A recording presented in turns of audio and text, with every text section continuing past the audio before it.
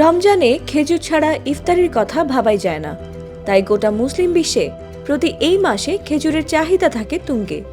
মধ্যপ্রাচ্যের বিভিন্ন দেশে বছরে লাখ লাখ টন খেজুর উৎপাদন হলেও সৌদি আরবের খেজুরের ব্যাপক চাহিদা রয়েছে বিশ্বে। বছর বছর বাড়ছে তাদের খেজুরের রপ্তানির পরিমাণ। শুধু 2023 সালেই তারা খেজুর রপ্তানি করেছে 1.462 বিলিয়ন রিয়ালের, যা বাংলাদেশি মুদ্রায় 4,500 কোটি টাকার মতো। 2022 সালে এর পরিমাণ 3,700 কোটি টাকা, অর্থাৎ এক বছরে রপ্তানি বেড়েছে 14%।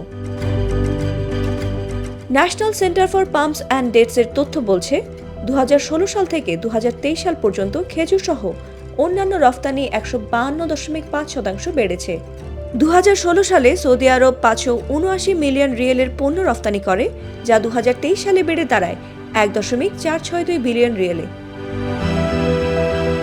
মুসলিম বিশ্বের বাইরেও সৌদি খেজুরের রফতানির বাজারও উল্লেখযোগ্যভাবে বেড়েছে। বিশেষ করে চীনে 2022 সালের তুলনায় 2024 সালে রফতানি বেড়েছে 121%। এছাড়া ফ্রান্সে 16%, সিঙ্গাপুর ও কোরিয়াতে বেড়েছে যথাক্রমে 86 ও 24%।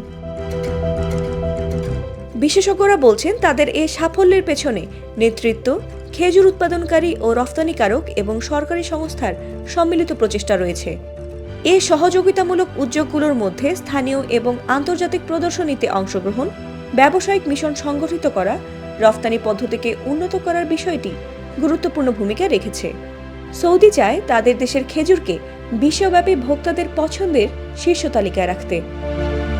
ফাতিমা সুলতানা, প্রবাস খবর।